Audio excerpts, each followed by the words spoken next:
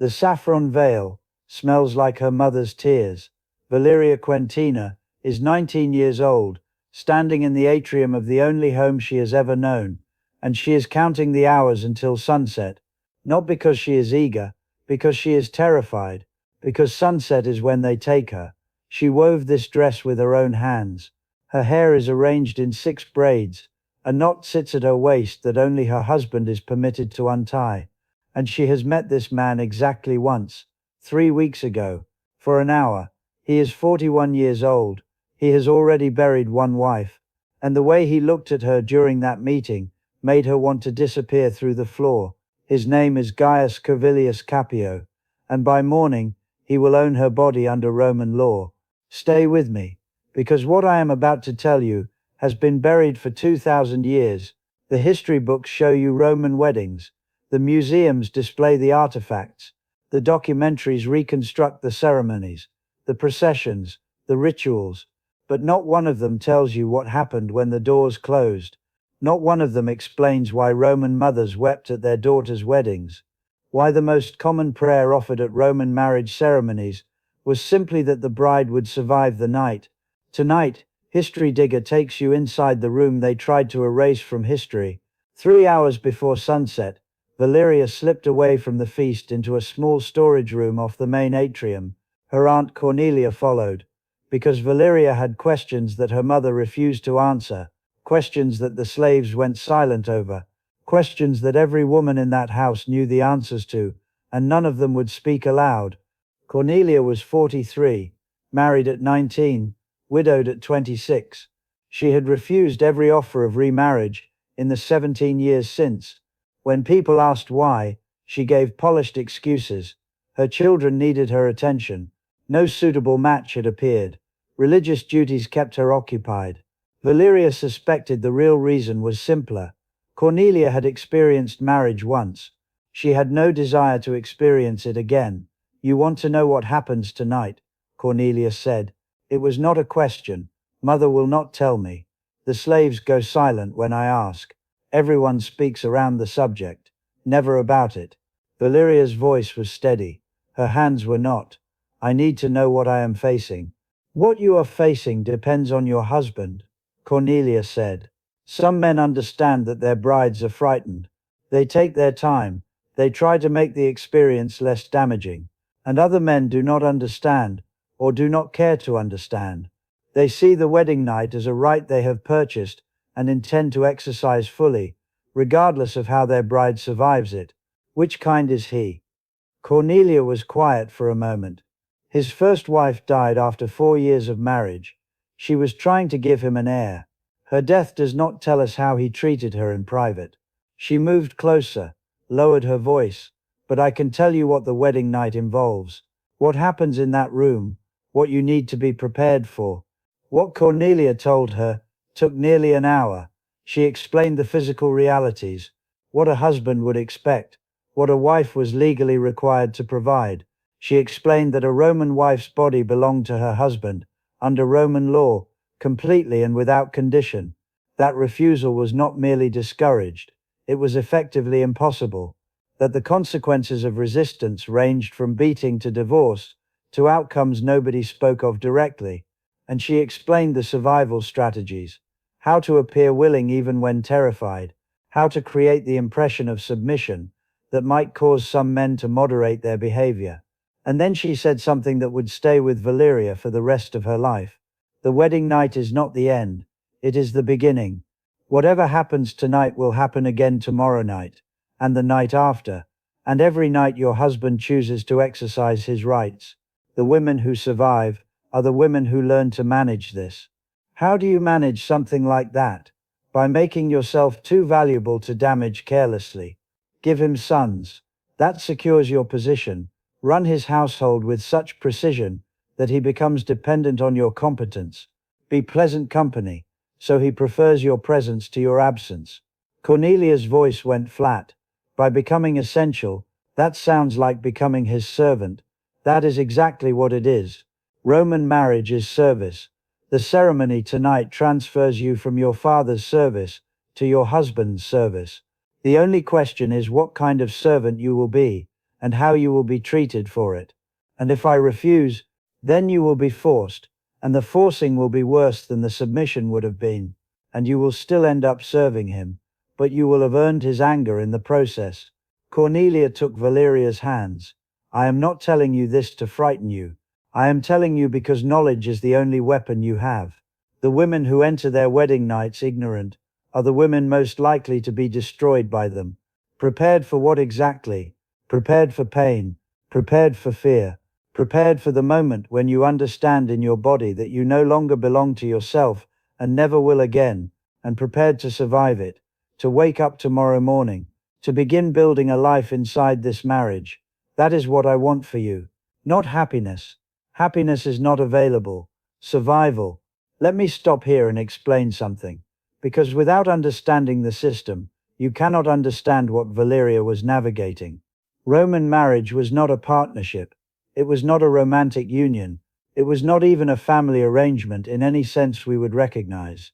Roman marriage was a transfer of property.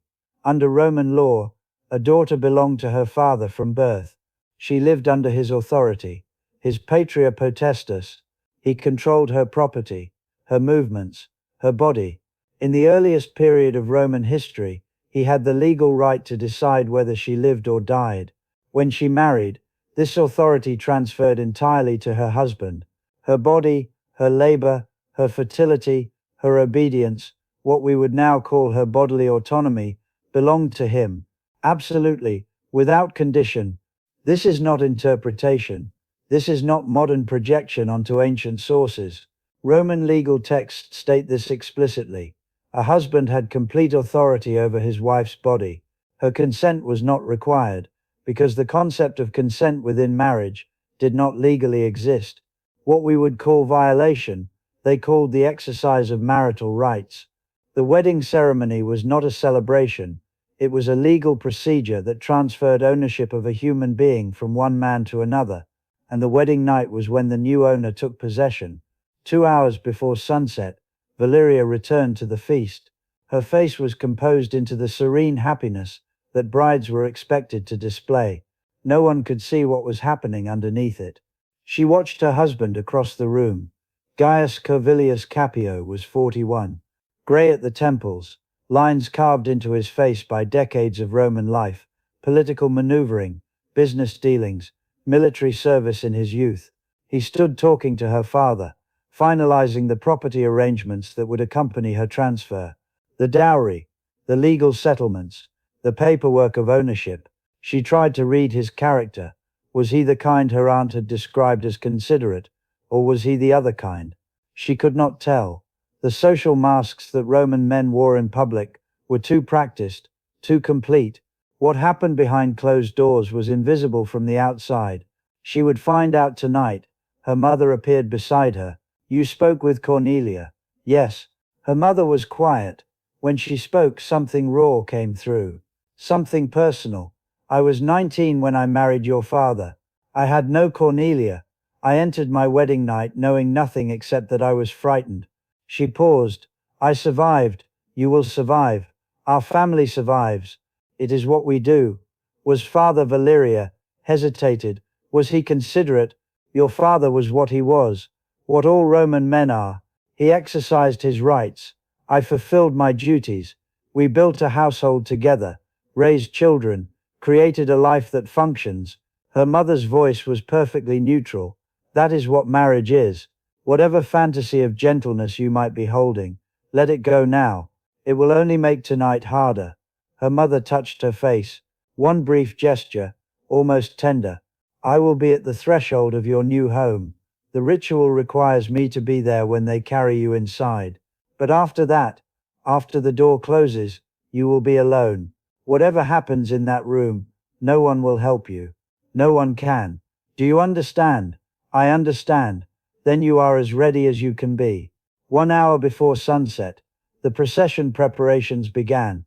The pranuba, the matron of honor, a married woman chosen for the auspicious example of her own successful wedding, helped Valyria with the final elements. The flame-colored veil adjusted, the flower wreath secured, the knot at her waist checked. "You know what this knot represents," the pranuba said. Only my husband may untie it. Only your husband may untie it tonight. After tonight, the knot is a symbol, a reminder worn every day, that your body is his to access as he chooses, until you give him sons. Then the reminders become less necessary. She stepped back. You are ready. What was your wedding night like? The question escaped before Valyria could stop it. The pronuba's expression flickered. Surprise, then something more guarded. My wedding night was 23 years ago. I have chosen to remember it as little as possible. She straightened. That is my advice. For whatever it is worth, survive tonight. Then choose what you remember and what you forget. The forgetting is sometimes more important than the surviving. She left to take her position in the procession. Valyria was alone. Through the window, the sun was touching the horizon, turning gold, then orange. The hour she had been dreading was here. She thought about the women who had faced this before her, the generations of Roman brides who had stood where she was standing, feeling what she was feeling. Some had survived, some had not. She intended to survive. The door opened.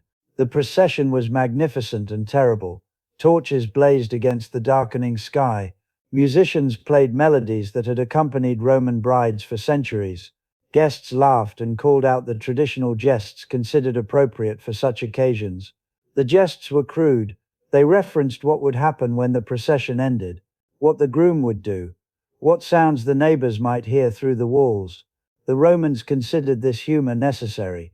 The jokes acknowledged what everyone knew was coming, while making it seem normal, natural, nothing to be ashamed of. Valyria walked through it like someone walking through a dream. Two young boys flanked her, representing the children she was expected to produce. Behind her came slaves carrying her dowry and possessions. Beside her walked Gaius Servilius Capio, who had barely spoken to her during the ceremonies. He glanced at her occasionally as they walked. She could not read what was behind his eyes. The procession wound through Rome's streets past temples and public spaces. People called from windows, some offering blessings, some offering jokes, some simply watching the spectacle of another bride being delivered to another husband. Every step took Valyria further from the life she had always known, and closer to the life she would have to survive. They arrived at the house of Gaius Servilius Capio. Now I need to tell you about the threshold ritual, because it reveals something essential about what the Roman wedding night actually meant. A Roman bride did not walk into her new home. She was carried, lifted by attendants, never permitted to touch the threshold, never permitted to enter under her own power. The most common explanation, even in Roman times, was that the ritual recalled the story of the Sabine women, the mass abduction by which early Rome had acquired wives for its first generation of men. The first Roman brides had been taken by force, carried into their husbands' homes against their will. The threshold ritual reenacted that moment, reminded everyone present that Roman marriage began with taking, with claiming, with the assertion of male power over female autonomy. Valyria was lifted and carried through the doorway, set down in the atrium. Her husband was waiting. The household rituals that followed formalized her new position. She was given fire and water, symbols of the domestic service she would now provide. She made offerings at the household shrine. She was introduced to the slaves who would work under her direction, and she spoke the ancient words, "Where you are Gaius, I am Gaia."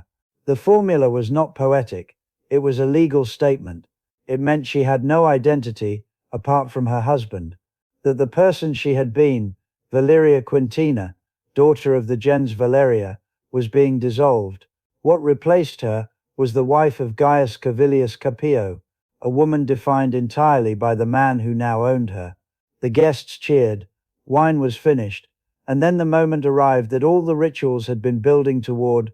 The pronuba took Valyria's hand. It is time. The bedchamber had been prepared according to tradition. The lectus genialis, the marriage bed, decorated with flowers and fine fabrics, oil lamps casting soft light, incense burning in every corner, filling the air with heavy sweetness. Valyria stood in the center of the room, her heart pounding so hard she could feel it in her throat. The pronuba helped her remove her outer garments. Not everything. She would keep the tunica erecta until her husband removed it. But the veil was lifted away, the wreath set aside, the decorations that had marked her as a bride, stripped off one by one. I will be outside, the pronuba said, until I know the marriage has been completed. If you need anything before then, call for me. What might I need? The pronuba's face revealed nothing. Probably nothing. Most wedding nights pass without incident. But if something happens, I will be here. The words were not comforting. They confirmed that something might happen, that brides sometimes needed assistance, that the woman waiting outside had seen crises before and expected the possibility of another one now. She left. Valyria was alone. She used the remaining minutes to steady herself, to remember everything Cornelia had told her, to prepare the expression of willing acceptance that might make what was coming slightly more bearable. The door opened. Gaius Cavilius Capio entered the bedchamber. He had removed his formal toga. He carried a cup of wine, which he finished as he crossed the threshold. He looked at her. She looked at him. For a long moment neither spoke. Then he circled her, slowly, the way a man examines something he has purchased. His eyes moved over her body with the attention of an inspector reviewing inventory. His hands touched her shoulder, her hip, her back, clinical touches that assessed rather than caressed. You are acceptable, he said finally. Healthy, well-formed, suitable for bearing children. He gestured toward the bed. She walked to it. She lay down. She arranged herself as she had been instructed, available, accessible, offering no resistance. He approached. I am not going to describe in detail what occurred in that room, because the details are not the point. The details varied from marriage to marriage. Some men were brutal, some were businesslike. A very few were genuinely gentle. But the fundamental reality was identical regardless of the details. A woman who had never known a man was required to submit to one. A body that had been her own became property to be used. A person who had been protected as a daughter became available as a wife, and she had no power to prevent any of it. Valyria experienced what Roman brides experienced. She felt what Roman brides felt. She understood in her body what it meant to be claimed as property. It hurt. She had been warned. It hurt anyway. She did not resist. She made herself as still as possible, as accommodating as possible. She performed the acceptance that her aunt had said might moderate his behavior. It was over sooner than she expected. Her husband stood up, reached for his tunic. You will sleep here tonight, he said. Tomorrow the housekeeper begins your instruction. You will learn quickly. I do not tolerate incompetence in my household. He left. She lay where he had left her, the ache radiating through her body, the tears she had refused to shed during the ordeal, finally escaping down her temples. She had survived, but surviving one night, she understood, was not surviving what came after. This would happen again, tomorrow night, the night after. Every night her husband chose to exercise his rights. The wedding night was not the end of anything. It was the beginning of a life she would have to learn to navigate. Step 1, survive the night. Step 2, survive the morning. Everything else would follow. Morning came. Valyria cleaned herself, dressed in the matron's clothing that had been laid out, married woman's clothing now, not maiden's. She looked at herself in the polished bronze mirror on the wall. She looked the same. That surprised her. She had expected to look different somehow, to carry visible marks of her transformation, but her face was the same face it had always been, only she knew what had changed, what had been taken, what had been learned in the hours since sunset. She emerged to meet her new life. The housekeeper was waiting. Her name was Tertia, a freed woman who had managed this household for 18 years. Through Gaius's first marriage, through his wife's death, through the years of searching for a replacement. Tertia looked at Valyria with an expression that contained something unexpected. Recognition. You survived, she said. Good. I was not certain you would. The master can be. She paused. The master is demanding. His first wife found him difficult to manage. She did not learn quickly enough. What happened to her? She tried to give him an heir, 5 times in 4 years. The 5th time killed her. Teresia's voice was flat. She was not strong enough. I hope you are stronger. So do I. Strength can be learned. Strategy can be taught. Come, by the time the master returns tonight, you will understand how this house functions, and how to make it function in ways that protect you. It was the same knowledge her aunt had given, expressed in different words. Valyria was beginning to understand that this was not individual wisdom, it was a curriculum, hidden, informal, essential, passed from woman to woman throughout Roman society, in whispers and pulled aside conversations, and late-night confidences, because the formal education of Roman women never acknowledged that any of this existed. Teach me, Valyria said. I intend to. I managed one mistress's death through ignorance. I do not wish to manage another. The months that followed were an education in survival. Valyria learned her husband's patterns, when he was most likely to come to her chamber, and when he was likely to leave her alone, what put him in good moods, and what destroyed them, how to read his face, how to anticipate his needs before he expressed them. She discovered she had a talent for this, for organization, for management, for the kind of quiet competence that makes powerful men dependent without realizing they are dependent. She learned to manage herself.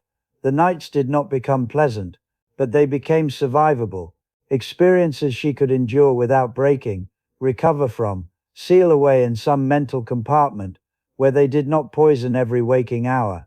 She understood now what the pronuba had meant about choosing what to remember and what to forget. 3 months after her wedding, she missed her monthly bleeding. 2 months after that, the pregnancy was confirmed. Let me tell you what pregnancy meant for Roman women, because it was simultaneously the greatest danger and the greatest opportunity a Roman wife could face. The greatest danger. Childbirth was deadly. Roman medicine had no concept of infection, no capacity to handle complicated deliveries, no tools for the emergencies that modern medicine treats routinely. Estimates suggest perhaps 1 in 50 deliveries ended in the mother's death, possibly more. Young mothers faced elevated risk, their bodies sometimes not fully prepared for what pregnancy demanded. A Roman wife who conceived knew that the act her husband performed in the bedchamber might have set in motion a process that would kill her, and she had no means to prevent conception, no say in when she would face this danger. But pregnancy was also the greatest opportunity. A wife who bore a son secured her position. She had provided what Roman marriage existed to produce, an heir, a continuation of the family line. A wife with sons could not be easily discarded. She had leverage that a childless wife could never achieve.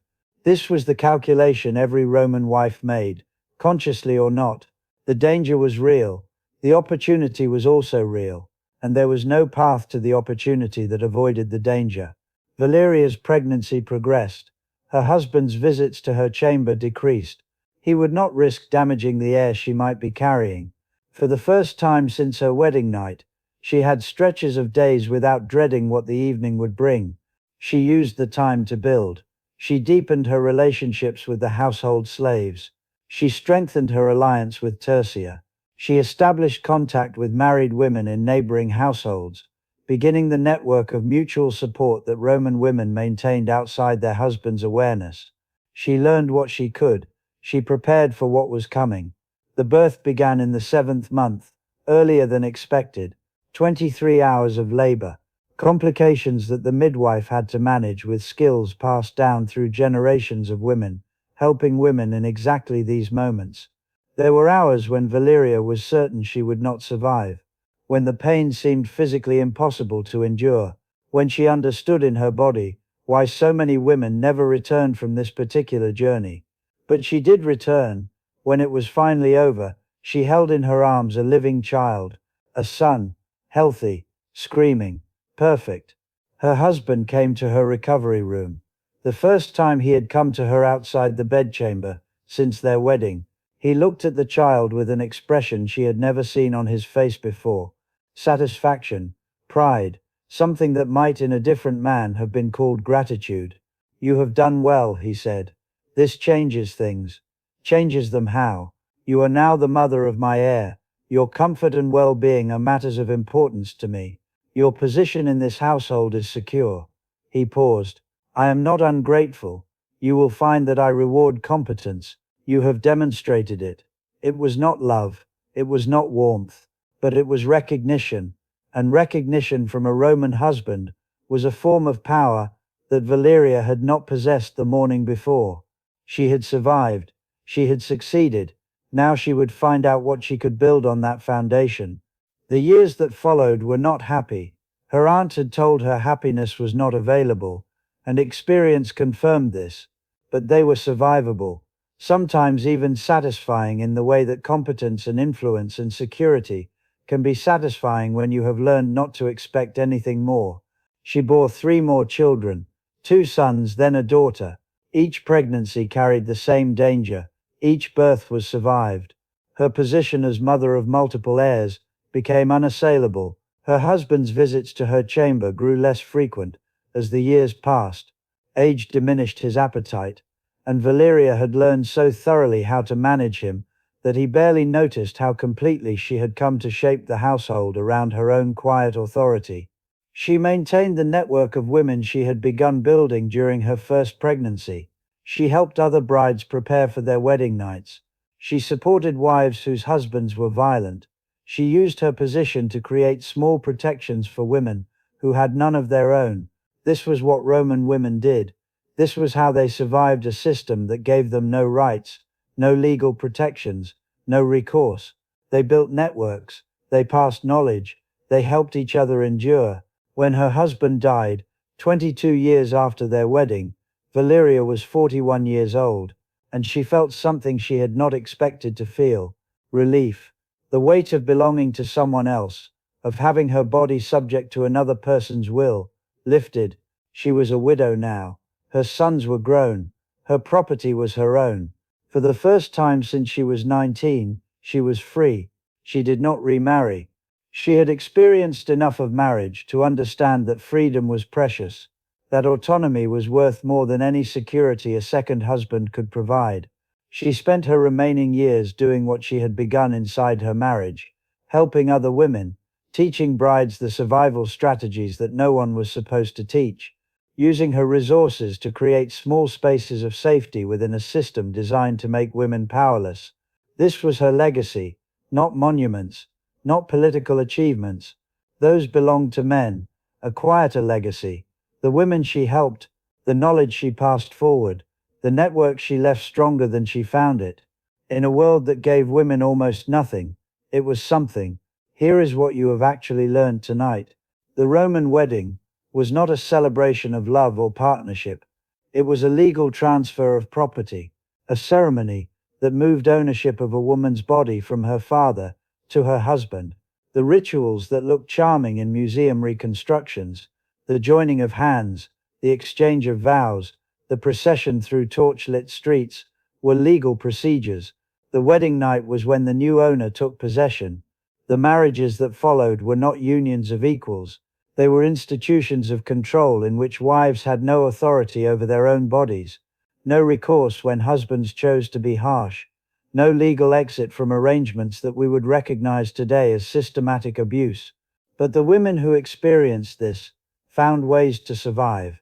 They built networks of mutual support that existed entirely below the threshold of official Roman society. They passed knowledge from generation to generation in whispers and quiet rooms. They created strategies for managing the unmanageable, for maintaining humanity within a system designed to strip it from them. And here is the part that matters most for us, right now. The Roman marriage system did not end when Rome fell. The legal principle that a husband owned his wife's body persisted in Western law for centuries. The doctrine that a wife's consent to marriage constituted permanent consent to everything that followed remained embedded in legal codes across Europe and its colonies for over 1,000 years after Rome collapsed. In England, the legal principle that a husband could not violate his wife because her consent was assumed permanent at the moment of marriage remained on the books until 1991. 1991. Within the lifetime of people watching this video right now, the Roman wedding night was not ancient history. Its logic, the idea that a woman's body is property that transfers between men, shaped law and custom for 2,000 years. Its echoes continue to shape attitudes today. The progress that has been made, the recognition that wives are people rather than property, that consent does not expire, that women have rights over their own bodies, is recent, it is incomplete, it is fragile. Remember Valyria Quentina. Remember the 19-year-old bride counting down the hours to sunset. Remember the conversations in small rooms, the warnings passed woman to woman, the strategies for surviving what could not be refused. Remember the wedding night, the pain, the silence, the survival. Remember the decades that followed, the children and calculations, the slow accumulation of influence inside powerlessness. Remember the widow at 41, who finally tasted freedom and spent every remaining year helping other women find their way toward it. Remember that Valyria was not exceptional, she was ordinary, an ordinary Roman wife, living an ordinary Roman life. Her story is the story of millions of women, whose names we will never know. And remember one more thing. The women who survived did not survive by being passive. They survived by building knowledge, passing it forward, protecting each other within a system that protected none of them. They created something that the official record of Rome never acknowledged existed, a hidden infrastructure of survival. That infrastructure is worth remembering, because the need for it has not fully disappeared. Subscribe to History Digger for more of the hidden history that the textbooks skip. Comment below and tell me where in the world you are watching from. Share this with anyone who has ever romanticized ancient Rome, or dismissed what ancient women experienced as too distant to matter. It was never distant, and now you know why.